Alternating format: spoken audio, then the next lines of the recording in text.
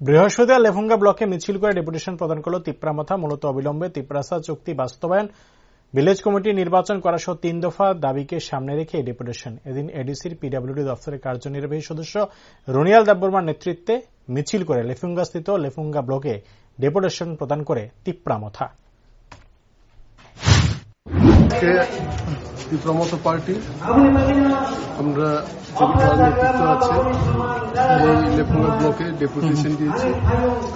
আমাদের নেতৃত্বরা আছে আর আমাদের সাথে বুবাগরা, যে আমরা তিপ্রামথার ফাউন্ডার, বুবাগরার নির্দেশে আমরা 3 দফা দাবি নিয়ে আমরা ডেপুটেশন দিয়েছি।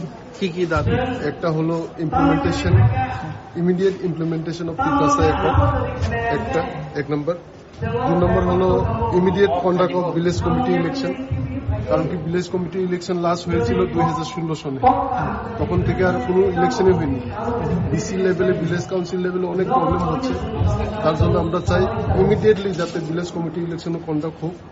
আর 3 নম্বর ডিমান্ড হলো immediate passage of 125th amendment to the Indian constitution. এটা আমাদের যে demand. 125th amendment act, direct funding, অনেক কিছু আছে আমাদের তিপ্রাসা উন্নতির জন্য, আমক্রায়ের জন্য অনেক কিছু আছে 125th অ্যামেন্ডমেন্ট অ্যাক্টে। এই ডিমান্ডটাও যাতে খুব শীঘ্রই যাতে ইমপ্লিমেন্টেশন হোক। আর আমরা এর জন্য এই কুচনগর, বাকিনগর, লেফুঙ্গা ব্লক এলাকার সব যে আমরা অ্যাক্টিভ ওয়ারিয়ার্সরা আমরা আজকে এখানে